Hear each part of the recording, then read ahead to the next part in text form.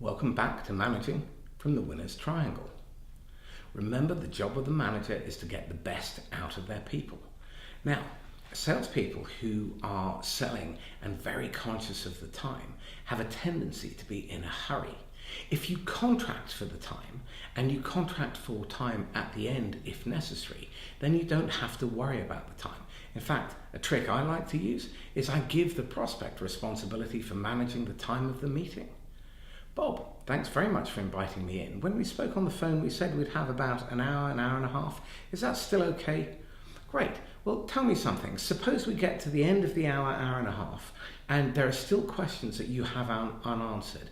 Is there any reason why you wouldn't be in a position to maybe let us keep talking for another 15-20 minutes, if that's necessary? Or we can just reschedule and book another meeting. Would that be okay? Great.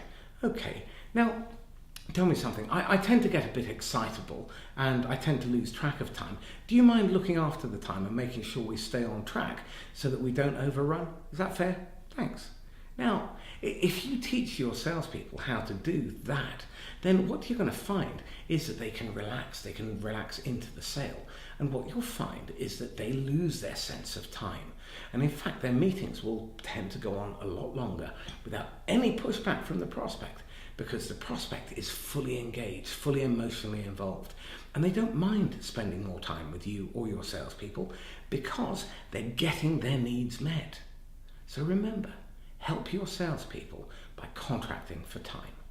If you want to get the best out of your salespeople, why not subscribe to the entire series of these videos and click the link below, and we'll send you an invitation to come along as my guest to my next briefing.